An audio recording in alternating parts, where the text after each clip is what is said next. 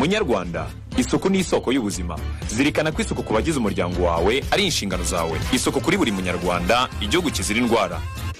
Radio Imanzi 105.1 FM. Radio Imanzi 105.1 FM. Gusesagura n'ubupfapfa. Zirikana ko iyo mbimenya ari ijambo ribi, maze ukoreshe neza imari yawe. Radio Imanzi 105.1 FM.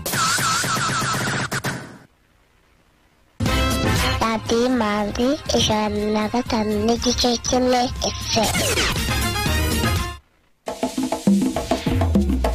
We got you updated. This is Radio Imanzi News in English.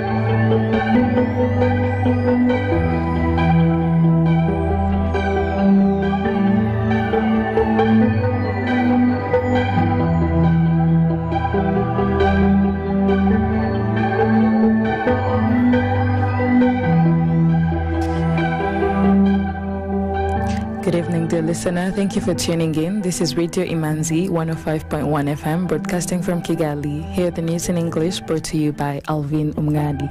The headlines.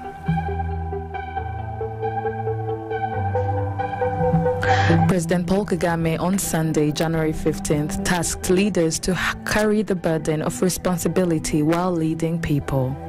Rwanda has elected for the 14th Assembly Presidency of the International Renewable Energy Agency, IRENA, stated for January 2024.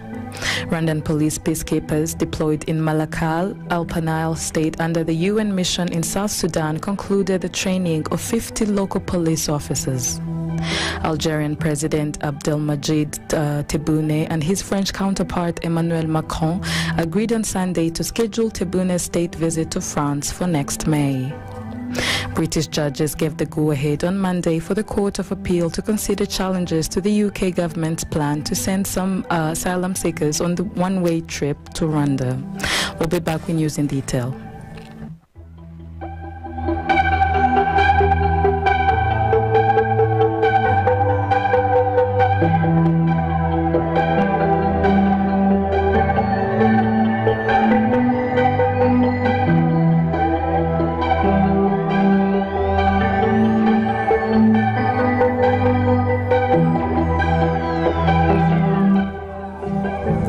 Thank you. Welcome back. President Paul Kagame on Sunday, January 15th, tasked leaders to carry the burden of responsibility while leading people. He was addressing government officials, private sector leaders, diplomats, and senior religious leaders at the 28th Annual National Prayer Breakfast held at Kigali Convention Center. The Prayer Breakfast, an annual event that seeks to instill godly values in leadership, was held under the theme Patriotism, a cornerstone for sustainable development, organized by Rwanda Leaders Fellowship, RLF, a not-for-profit organization. The annual prayer meeting brings together leaders in top positions for fellowship to celebrate the country's achievements in the past year and reflect and pray over national goals in the year ahead. The head of state reminded leaders that all people are equal regardless of whichever position they hold, emphasizing the importance of humility. In his words, he said, "Is not an end in itself. It must be associated with what you believe, what you want to be, must be associated with the purpose of life, of why we live. In that smallness of ours, we must carry the burden of responsibility. We must carry the burden of where we can carry people with us toward a certain end, a certain objective. And actually it is everybody's responsibility. In your own way, at your own level, in your own place, you want to try to do that. You want to try to be a leader, moving from a certain point to another point that serves a purpose. So I can't be here in front of you and tell you all the nice things, and in the end, some of you, or even all of you, at the end of the day start wondering, is this the man who was telling us we should be conducting ourselves this way? We should be joining him to do this? No, but that he's doing is not right. So naturally, that burden must be there, and questions must always be there. And therefore, leaders must endeavor to find solutions, answers to those questions being raised. So the prayer is towards that point. Rwanda is planning to roll out halfway social reintegration centers for incarcerated persons that are about to complete their sentences as a way of preparing them to return to their families and society. According to information from Rwanda Correctional Services, RCS, in the local context, halfway social reintegration centers accept pre-leased offenders from correctional facilities, provide basic necessities of room and board, and attempt to determine each individual's problem for reintegration, plan programs for remedy these problems, and provide support staff to assist the resident in resolving problems and returning to society as a law-abiding citizen. Peliga Kwaya, the spokesperson of RCS, told the New Times that the centers will provide residential inmate aftercare programs as a way of aiding the transition between their release from the correctional facilities and their return to living independently within the community. The RCS notes that the transition centers are a tool that will offer study and diagnostic services in addition to the rehabilitation services obtained during the stay in the correctional facilities.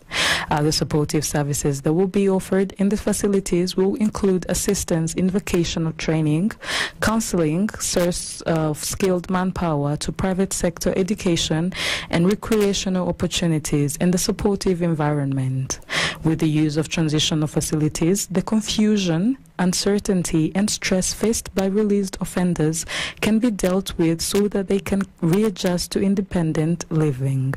According to the Commissioner General Rwanda Commissioner Services, Juvenal Marizamunda, the country is moving towards a more correctional system than a punitive one. Rwandan police keepers deployed in Malakal, Upper Nile State under the UN mission in South Sudan, UNMISS, on Saturday, January 14th, concluded the training of 50 local police officers. The officers of the South Sudan National Police Service acquired skills in crowd control, public order management, and how to perform first aid before the arrival of medical professionals. Specifically, they were enlightened on how to respond to peaceful, hostile, and aggressive demonstrations. The two-day training conducted by Rwanda-formed police unit RA FPU-1 aimed at improving the capacity of the SSNPS to respond to common situation. It also falls within the UN mission to South Sudan mandate of developing the capacity of the local police and other players in policing. The South Sudan National Police Service Commissioner of Malakal, Major General Chol Atem, thanked the Rwandan peacekeepers for their commitment to work with and develop the capacity of the South Sudan National Police Services. He said Rwanda and South Sudan police enjoy good relations, so thank you for sharing your knowledge knowledge and skills with us. These skills will not be put to waste because these officers will facilitate similar training for other officers. The RAFU 1-7 Contingent Commander, Senior Superintendent of Police Prudence Njendahimana, while speaking at the closing of the training, said in the execution of their mandate to protect civilians, cooperation and collaboration with the SSNPS is crucial. The RAFPU 1-7, composed of 240 officers, is one of the 2 Rwandan FPUs deployed under the UN mission in South Sudan. It is largely charged with ensuring protection of internally displaced persons who were sheltered at the Malakal Protection for Civilian Camp. Rwanda has been elected for the 14th Annual Assembly Presidency of the International Renewable Energy Agency, IRENA, stated for January 2024. The Assembly is the supreme organ of IRENA, consisting of all 168 members of the agency, and this means that Rwanda will oversee its proceedings and be the champion of energy dialogue throughout 2024. Speaking during the 13th Assembly meetings held in Abu Dhabi from January 14th to 15th, Emmanuel Hategeka, Rwandan ambassador to the United Arab Emirates, accepted the responsibility and said Rwanda remains committed to different initiatives within the framework of global climate action and targets. Hategeka added that Rwanda's priorities in renewable energy, which offer opportunities for collaboration and private investment, include increasing energy generation from hydro, solar, and new technology for energy transition. He commended IRENA's initiatives aimed at supporting member states in terms of sharing expertise, capacity building, and resource mobilization. There are continuous efforts to encourage countries around the world to ratify and implement the Kigali Amendment to the Montreal Protocol, which aims to protect the ozone layer and accelerate actions to mitigate climate change. While Africa is the least emitter of greenhouse gases, it is most affected by climate change and challenged to access climate adaptation financing. During the 27th Climate Change Conference, COP27, held in 2022, Africa was able to raise $150 million climate finance to accelerate its adaptation to climate change, climate resilient, and low carbon economy by 2050. Rwanda Revenue Authority will waive 27 billion Rwandan francs this year as the government eased the current tax rates in ongoing reforms, the Rwanda Revenue Authority has pointed out. High taxes rate in the country recently attracted public outrage, a concern that President Paul Kagame said should be addressed with immediate effect. His Excellency Paul Kagame noted that while tax collectors remain crucial for development, there should be strategic ways to ease the burden on taxpayers. Reacting to the concerns, Rwanda Revenue Authority Commissioner General Pascal Bizimana Ruganintwari said the revenue body had decided to forego at least 27 billion Rwandan francs to ease the current burden. He said we have teams that have been deployed to access the current tax policy, and other changes will be communicated in due time. While appearing before a televised show, Ruganintwari pointed out that there are several incentives proposed by the revenue body should Parliament approve the bill. The proposal comes after Parliament recently passed a new law establishing taxes on income, which provides for the increase of the taxable monthly income cap, 60,000 Rwandan francs from the previous 30,000 Rwandan francs set in 2005. Marie Makide Ingabire, the chairperson of Transparency International Rwanda, noted that more should be done to address the current tax burden. She is convinced that Rwandans are not against paying taxes but just don't want excessive or too high tax rates. She said we're all Rwandans and also witness to why tax is important for the country, but that should also not leave our pockets empty. Ingabire also reiterated concerns on value-added tax rates, citing that they were directed to her by several citizens. The Kichukiro Primary Court will open the pre-trial hearing in a fraud case involving Aimable Nkuranga, the former head of the Association of Microfinance Institution Rwanda, and his accomplice Eugene Bagide on Tuesday, January 17th. The spokesperson of the prosecution, Faustin Rossi, confirmed that the duo will be facing 3 charges of illegal operation of currency trade, fraud, and money laundering, although during the hearing the suspects are expected to seek bail. Nkuranga was arrested late last year along with his colleague Bagide, with whom they allegedly committed crimes related to fraud and theft in the cryptocurrency business BitSec. The duo allegedly frequently used their YouTube channel to advertise what they call Real Wealth and Millionaires Mindset Club to entice the public to invest in the cryptocurrency business. If convicted, they face a jail sentence of up to 10 years for money laundering, 3 years of fraud, and 2 years for illegal operations of currency sale or exchange. The charges also attract millions in damages. We'll be back shortly with economic news. Economic News is a regular feature on Radio Imanzi. The trading session recorded a turnover of 695,776,180 Rwandan francs worth of bonds traded in 5 deals on the fixed income market, and 1,059,900 Rwandan francs from 5,400 shares traded in 4 deals on the equities market. Equities counters closed as follow: Bank of Kigali at 272 Rwandan francs, Bralirwa at 170 Rwandan francs, I&M Rwanda at 45 Rwandan francs, Simirwa at 120 Rwandan francs, MTN Rwanda at 175 Rwandan francs, Equity at 440 Rwandan francs, Kenya Commercial Bank at 328 Rwandan francs, National Media Group at 1,200 Rwandan francs, Uchumi Supermarket Limited at 104 Rwandan francs, and R&H Buffalo at 526 Rwandan francs. The exchange rate today: the United States dollar was buying 1,065 and was selling 1,086 Rwandan francs. The British pound was buying 1,306 and was selling 1,332 Rwandan francs. The euro was buying 1,157 Rwandan francs and was selling 1,180 Rwandan francs. The Kenyan shilling was buying 8.6 and was selling 8.7 Rwandan francs. The Tanzanian shilling was buying 0.45 Rwandan francs and was selling 0.46 Rwandan francs. The Ugandan shilling was buying 0.29 Rwandan francs and was selling 0.29 Rwandan francs. The Burundian francs was buying 0.51 and was selling 0.52 Rwandan francs. We'll be back shortly with international news.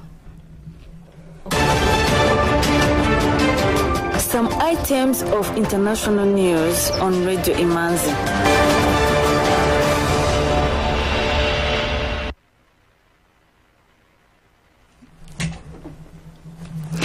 Algerian President Abdelmadjid Tebboune and his French counterpart Emmanuel Macron agreed on Sunday to schedule Tebboune's state visit to France for next May during a telephone interview. The Algerian presidency said in a statement the two presidents discussed questions relating to bilateral relations and the state visit of the President of the Republic of France, agreeing to schedule it for next May. In an interview with the Algerian writer Kamel Daoud, published on January 11th by the weekly Le Point, Mr. Macron said he hoped to welcome Mr. Tebboune to France in 2023 to continue the work of memory and reconciliation between the two countries. At the end of December, Mr. Tebboune welcomed the new relation of trust between France and Algeria 4 months after Mr. Macron's visit to Algiers, and announced a state visit to France in 2023 in an interview with the French daily Le Figaro. The two heads of state had relaunched bilateral cooperations in a joint declaration signed with great fanfare of the end of August, paving the way in particular for the relaxation of the visa regime granted to Algeria in exchange for increased cooperation from Algiers in the fight against illegal immigration.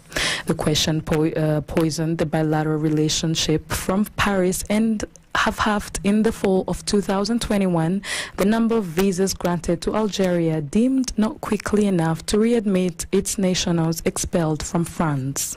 But the case was settled in mid-December when France announced through its Interior Minister Gérald Darmanin a return to normal in the granting of visas to Algerian nationals after a similar decision for Tunisians and Moroccans.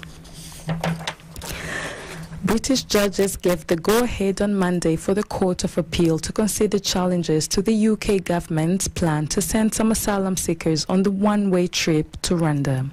Two High Court judges ruled in December that the controversial policy is legal, rejecting a lawsuit from several asylum seekers, aid groups and the Border Officials Union.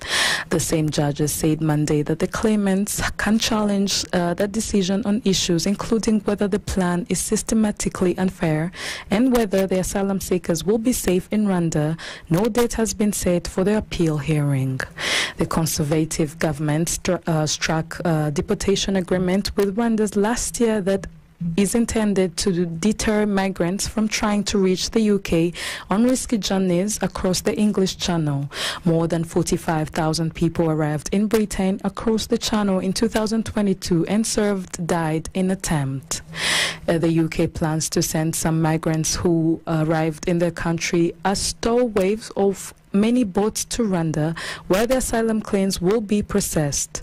Those granted asylum will stay in the East African country rather than return to Britain. The UK government argues that the policy will deter criminal gangs that ferry migrants of hazardous journey across one of the world's busiest shipping lanes. British has already paid Rwanda £140 million under the deal struck in April, but no one has yet been sent to the country. The UK was forced to cancel the first deportation flight at the last minute in June after the European Court of Human Rights ruled the plan carried a real risk of irreversible harm. Last month, the High Court said the policy did breach Britain's obligations under the UN Refugee Convention or other international agreements. But the judges added that the government must decide if there is anything about each person's particular circumstances which meant they should not be sent to Rwanda, and had failed to do that for the 8 claimants in the case. Africa's star musician hit the red carpet this past weekend at the annual All African Music Awards, celebrating the continent's best talent. The 4-day event culminated Sunday evening at an award ceremony on the outskirts of Senegal's capital, Dakar, and included performances from some of Africa's most popular musicians, such as Nigeria's P-Square, Ntiwa Savage, Mali's Rokia Kone, and Senegalese singers Youssou N'Dour and Baba Maal. Ivorian singer DDB won Best Song of the Year for his rendition of Tala, ascending the stage in front of the boisterous audience. He thanked his colleagues and said it was his first award of the year. Nigerian megastar Burna Boy took home the award for the Best Album and Best African Act. Afrobeat's global icons David and Wizkid also recorded wins, where Davido won the Best Inspirational Song for Stand Strong and Best African Pop for High for the collaboration with Adenkule Gold.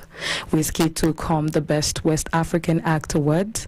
Ashake, who dominated 2022 with an unprecedented run for Home and Breakout Artist of the Year.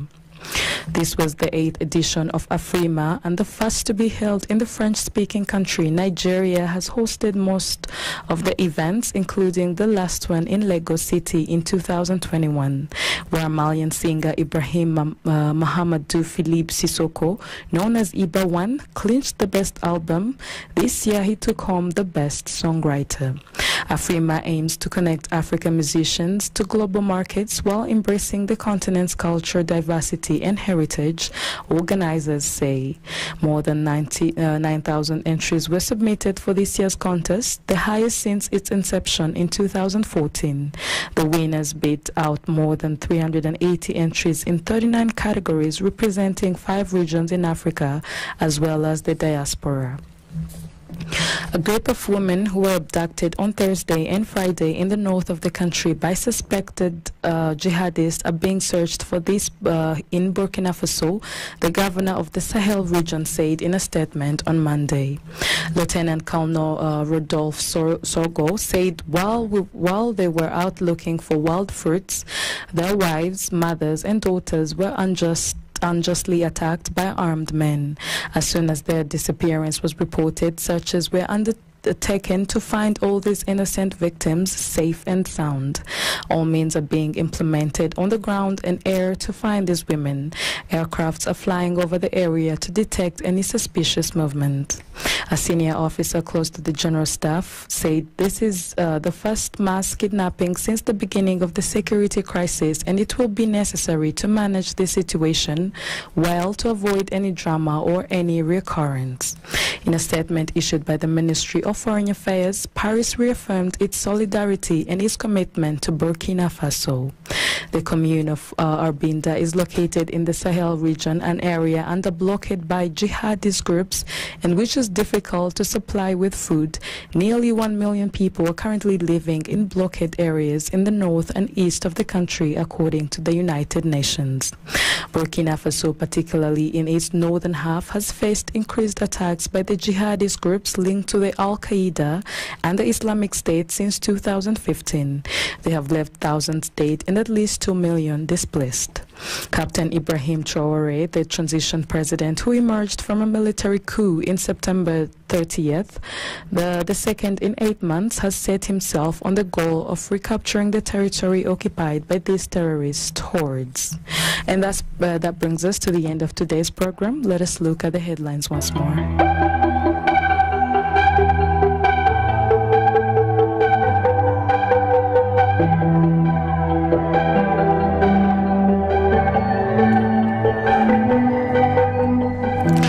President Paul Kagame on Sunday, January 15th, tasked leaders to carry the burden of responsibility while leading people.